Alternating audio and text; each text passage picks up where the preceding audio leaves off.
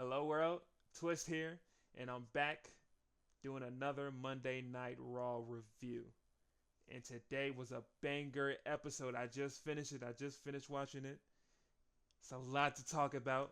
But today's episode of November 17th, 2025, we're coming from New York City, Madison Square Garden, the Mecca. And the headline for today's show is John Cena's Final Raw.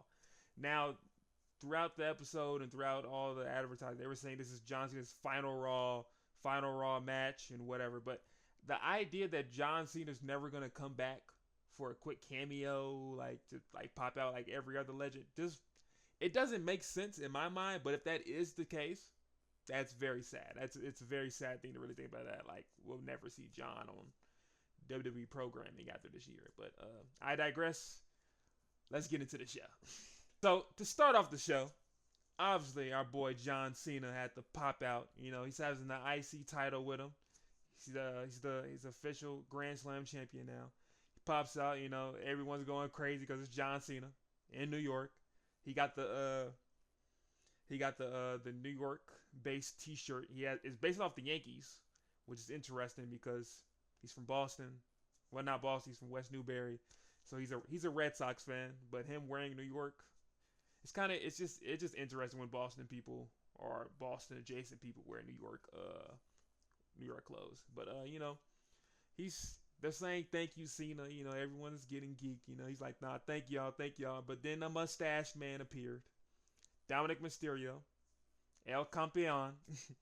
he's like, you know, John, you went out, you took my belt away from me, man. You know what? I want to fight you. I want to get some get back. And John like, okay, I like that. You know, John ready to fight.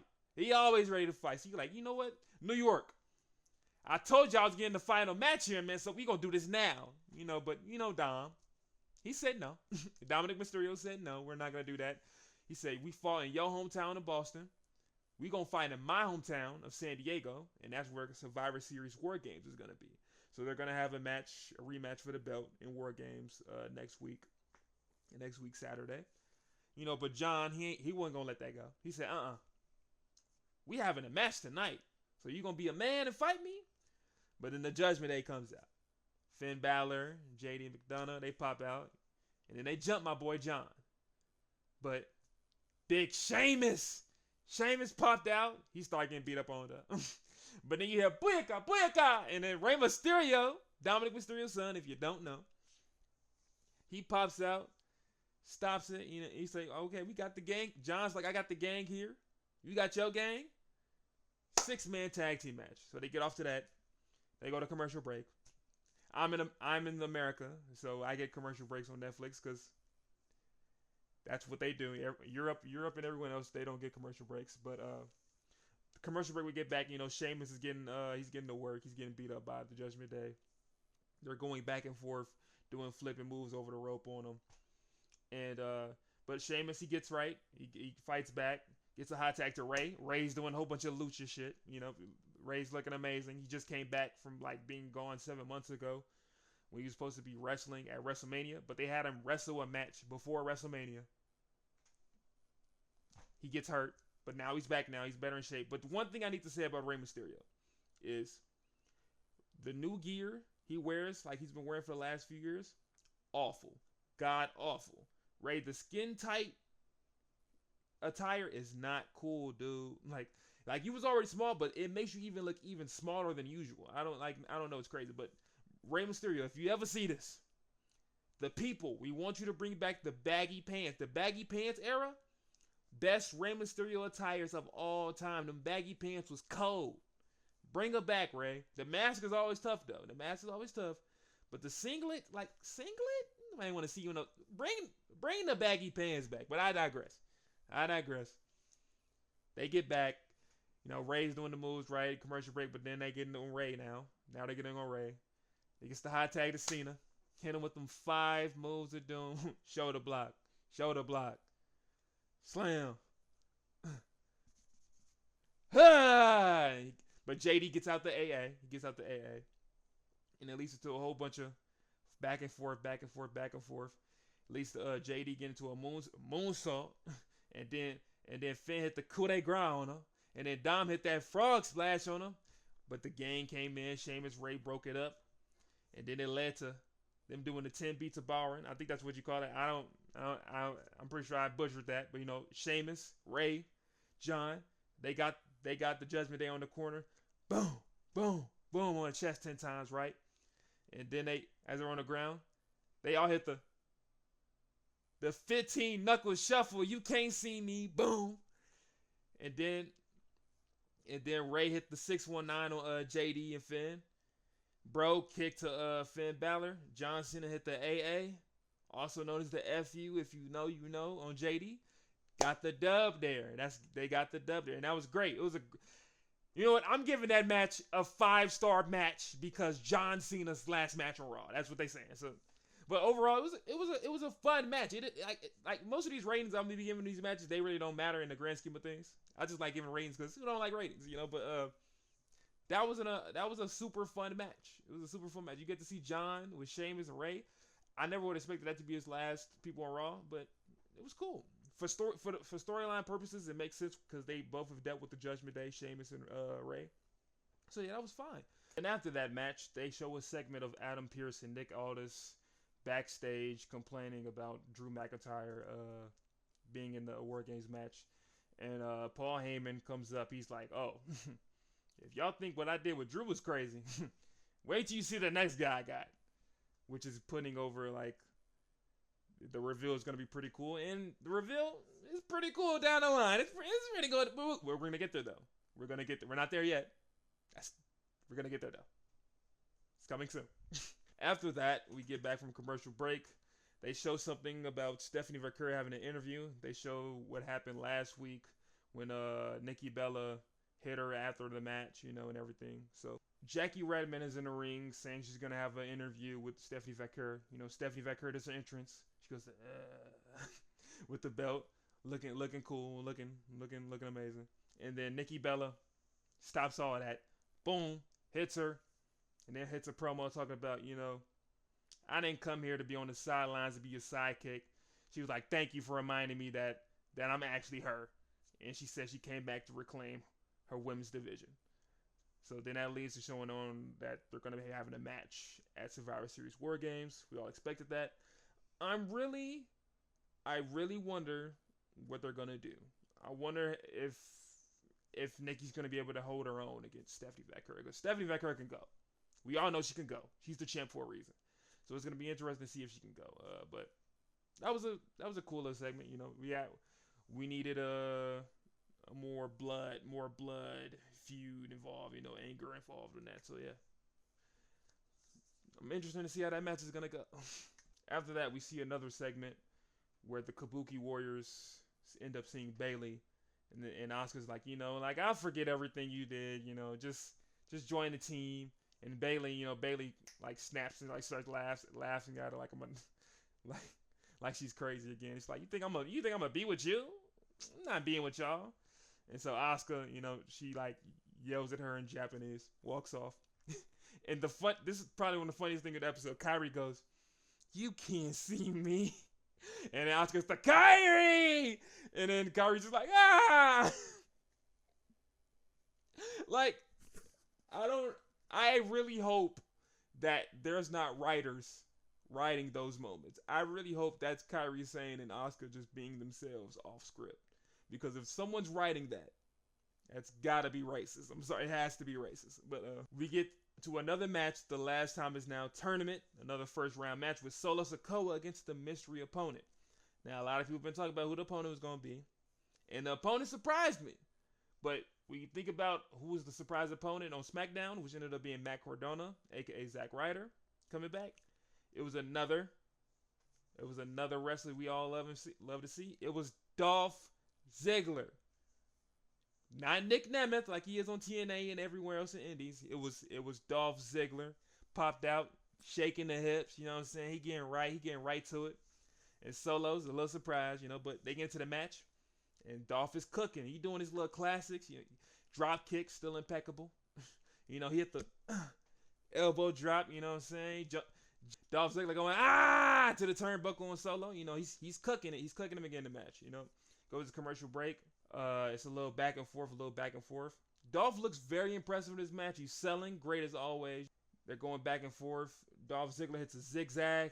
1, 2. Kick out. Kicks out of it.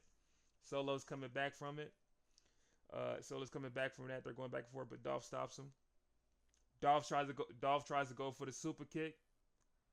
It gets reversed, but Dolph kicks him anyway. Boom.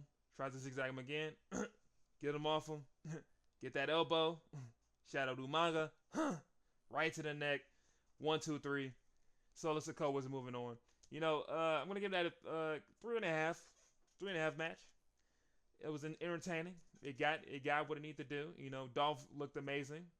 Looked really good. But we kind of all knew Dolph was gonna lose that match. But it was cool to see Dolph, and hopefully we can get Dolph back on WWE programming. But Solo Sikoa is going to be moving on. After commercial break, we get an Alexa Bliss promo. She walks out with her "We're Not Friends" shirt. She sets a promo saying like, "I'm just so disappointed in Charlotte." She's like, everyone in the back was like, "Don't team with her, don't be with her." She was like, "But I trust you. Like, no one wanted to believe in you. I believed in you, and you gonna do me like that?" You know what I mean? Like, where you at? She looked there in the camera doing that. Not the hard cam, but like the other cameraman outside. But then the Kabuki Warriors come out. Nia Jax come out. Lash Legend come out. And they're like... Asuka and Kyrie are amazing. They're funny. She just... Asuka does the iconic Baka, Baka, Baka, Baka, Baka. And she's like... Nia Jax is like... Yeah, what she said. So they're on the rope. They're intimidating her. They're basically like saying, "We're going to jump you." But then you hear, "This is my brutality" come out. Rhea Ripley with the face mask. Io Sky, Rio's coming down. They stop it. They're fighting. Woo woo woo. But it's a 4-on-3 fight. So they getting whooped. But then you hear Charlotte Flair come out. She pops out. Kendo stick. And I ain't gonna lie. It was funny how she was just whooping Lash Legend Nia Jax. Lash Legend had a great sale of the kendo sticks. She's just like, So they're hitting with a kendo stick. She gets them out the ring. She picks up Alexa Bliss. They're hugging, and then Rhea Ripley and Io Sky are hugging. So we're basically putting 2 and 2 together that this team is together. So when it comes to War Games, I don't know if it's another member. I think they're only doing 4, but it looks like it's gonna be Charlotte Flair, Alexa Bliss, Rhea Ripley, Io Sky against Kabuki Warriors, Asuka, Kairi Sane against Lash Legend, and Nia Jax. I'm pretty sure the faces are going to win this one. I think we're gonna have dual face wins in War Games, but I may be wrong though with the new surprise people in the matches. So, but we're gonna get to that soon. Just gotta wait a little bit longer. Next up, after commercial break, we get the IC title match, the women's IC title match with Becky Lynch versus Maxine Dupri. And Maxine Dupri and Becky Lynch have been fighting back and forth on a couple Raws. Their first time fighting, Maxine lost to Becky, but Becky was holding on to move after the match, but that led to them fighting again, which led to an encounter with the referee counting Becky out because she was touching her. You can't touch the ref now. You can't play with the ref. So that led to a win by countout, which gave her another title shot, which Maxine would win that match also, but by DQ, so she couldn't get the belt. That which leads up to this match where we're fighting again for the championship. And they do the announcements. They have like the spotlights on them and everything. And when they're announcing Maxine Dupri, Becky's just right next to her, just talking a whole bunch of trash. Maxine looks like she's trying to like stay like she's strong, but like she a little nervous because it's Becky Lynch. And when the referee Jessica Carr wants the belt to like present it, after the announcements, Becky doesn't want to give it to her, and when she's done with the announcement, she's like she doesn't let Jessica Carr give the belt to the ring to ring staff. She takes it and give it up. She's like, "Oh, you want to do that? Okay, ring the bell." Which leads to Maxine just big booting the hell out of Becky, but only gets a 2 count, and then Maxine proceeds to get whooped before we go to commercial break when she looks like this. She basically looks how Kyrie Sane looks whenever Oscar calls her name. Get back from the commercial break, but Maxine's fighting back. She's fighting back. I love how they're focusing on a lot of offense revolving around limbs. So Becky has to disarm her, so she always goes for Maxine's arms, and Maxine is always trying to go for the legs, the ankle area, because she does the ankle lock. So they're going back and forth, doing little moves like that. A lot of arm bar attempts by Becky Lynch. A lot of ankle lock attempts by Maxine Dupree. She's coming back. She's fighting back. She takes the strap off. Like she's getting right. Becky Lynch stops it with a manhandle slam, but she's tired. She pins her. Maxine puts her foot on the rope. Which is very bad for being a vet. Like you gotta have a ring awareness, but Becky's tired. Maxine gets an ankle lock. Becky's trying to get the rope, but then she grabs Becky, slams down with it, can't go nowhere, but then she gets out of it. She ends up, Becky gets upset. She ends up like throwing Maxine out the ring and then tells Jessica Carr, counter out like you did me. So Jessica's over there counter out, but then Becky, trying to cheat, go to the turnbuckle, trying to take the turnbuckle off. But he hear, light it up, light it, light it, light it tonight. Our skipping queen, AJ Lee, pops out. She's like, you ain't cheating on my watch. So Becky's distracted. Maxine Dupree is on the top rope. Diving crossbody. 1, 2, 3. New IC champ, Maxine Dupree. New champ. She's up there celebrating with AJ Lee. Becky's going insane because she just lost her belt. So we got Maxine Dupree, new champ, and we got AJ Lee back. So we're probably gonna get a 1v1 match with Becky Lynch coming soon, and we finna eat some.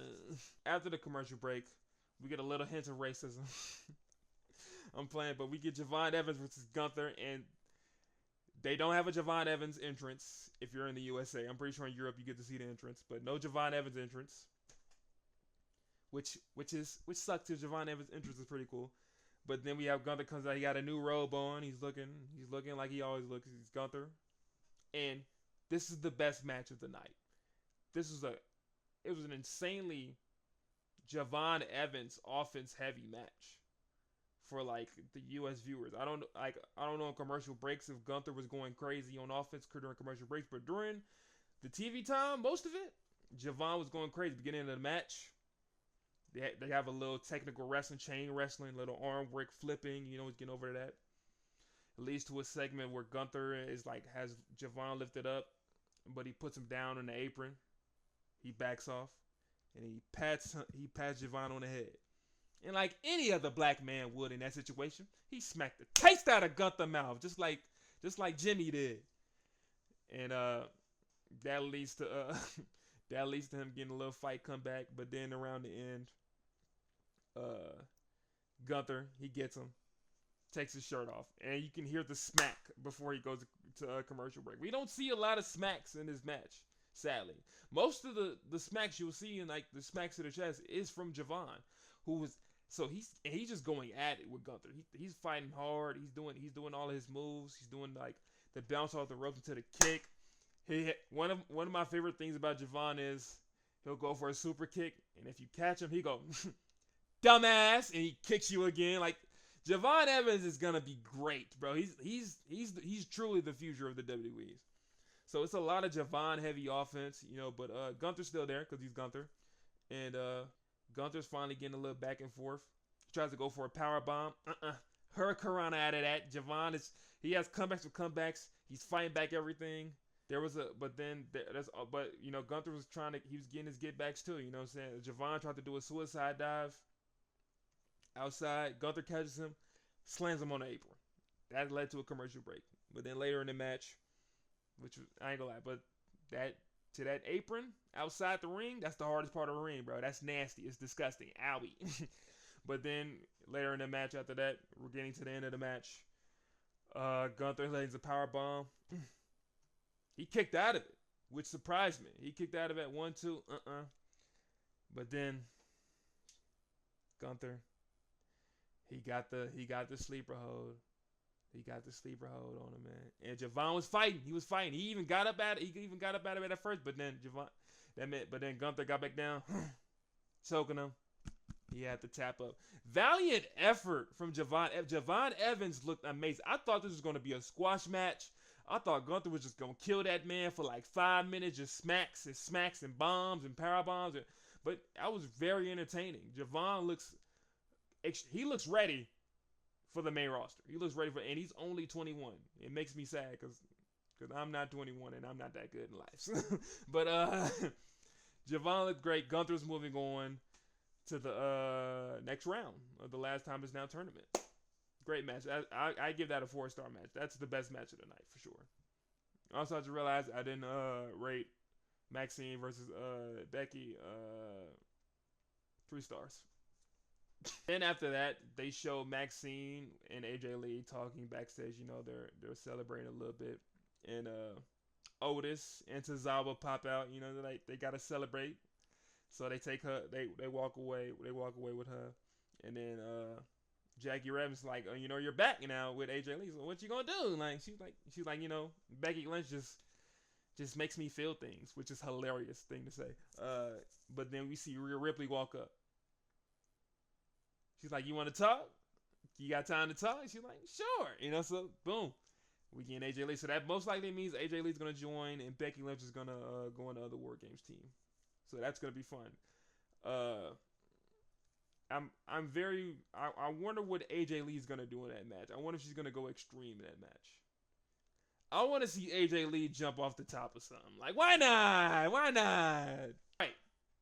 Now we're on to the main event. The main event isn't an actual match. It's War Games Face-Off that was advertised a lot throughout the show. And you start off with the Vision. You know, the Bronze. You got Bronson Reed, big Bronson Reed, the Tribal Thief. And you got badass Brian Breaker. Tweaking. Then you got Logan Paul. No nickname for Logan, but just Logan Paul with Paul Heyman. And then they go on commercial break, and they have Drew McIntyre pop out while they're in the ring to do the Paul Heyman promo. And Drew McIntyre got some flu game 12s on. I see the heat on feet. The Vision had a little heat on their feet. They had some G Fazos, some Air Force Ones in the black, showing that they was ready to fight. I like that. Paul Heyman goes on to say, like, this is to name the names and say how cold they is, right? And then you hear dun, dun, dun, dun, dun, dun, dun, dun. I got the shirt on too. You see it. CM Punk popped out again. Taped up wrist and hands. Taped up elbow. With the jeans on. He ready for a fight. You know you ready. You know somebody ready for a street fight. A fight in general in WWE. When they pop out with they tape on and jeans. He pop out dolo. And then you hear, Uso! It's just me, Uso.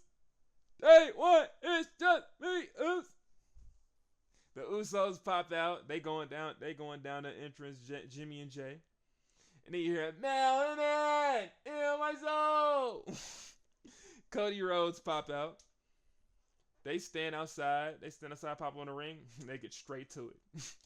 Ain't no face off, ain't no talking trash. We getting straight to it. We fighting, we punching, we doing everything involved. They get into it, and you know, and then CM Punk and Logan, they're fighting in the ring. CM Punk hits the Shining Wizard Bulldog combo that he do on the turnbuckle. Boom, he slams. Hits the ready to go to sleep in the year. Big Brock Lesnar pops out, cowboy hat and all. Surprisingly, he did not rip his jeans tonight. He usually rips the jeans. He popped out, and I like that Punk. He ain't back down. He just said, he stood him down. He didn't even let Brock walk in the ring. As soon as Brock about to enter the ring, he go, Brock shut all that down. Instantly. Front suplex. It looked like he hit his head on that one, and then he hit him with another suplex. Brock going crazy. You know, he steroided up. But then Big Cole walk in. You know, Cody ain't scared. He already done whooped that man enough. But then, that don't matter. German. You know. Brock doing a little scream. Do you hear the tribal chief's music? Put the ones in the air for the tribal chief. Roman Reigns, I ain't gonna lie, but Roman Reigns' fit was kind of crazy. First off, he walked out with a shooting sleeve on, with the elbow pad on it. I don't know why he had a shooting sleeve on, but he did have a Travis Scott's on feet. They was tough, but it didn't match with the fit. You got the red shirt, it don't match with them white and blue shoes, you know. But Roman get in, stoic, looking that man dead in his eyes. He go, and they go straight to it. He reverses a punch from Brock. Boom! Superman punch. Roman give him, and then that make Brock skedaddle. He's smiling. He's smiling, holding his face, walking away. That leads to Bronson Reed walking in, attacking Roman from behind. He tried to hit the tsunami, but Roman get up, punch, stop him, and but security comes in. You know, they're stopping it. Security comes in, and New York PD comes in. NYPD is there trying to stop people. This man CM Punk going crazy with a kendo stick choking Logan Paul. Roman Reigns spears Bronson Reed on the barricade. It's all hell is going loose, you know. Everything is going crazy, and that's how Raw ends. There's like it's. I think Raw probably ended at 9:25. Like they had 5 more minutes of destruction they could have shown, but yeah, and that's how Raw ended. So we got confirmation of our War Games matches.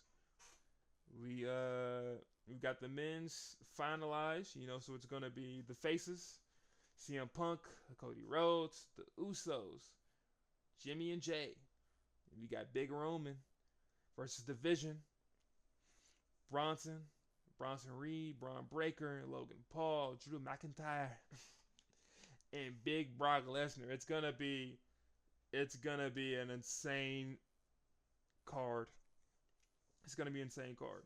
I will be having a recap with Survivor Series War Games, and I want to start doing a recap on SmackDown and NXT coming up soon too. But right now we're doing the Raw ones. I just want to like just get locked in of what I want to, how I want to do these videos. But yeah, overall, Raw was very entertaining, not dull at all. It's been getting right. It's been real active since John started popping up again. You know, so I'm very excited for the next Raw. I'm very excited for the next pay per view.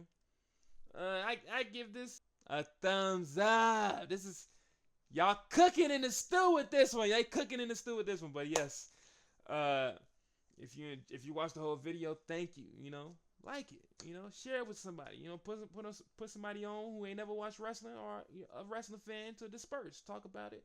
Tell me what you think about what happened in the show. And I'm Twist, and I'm out. Toodles.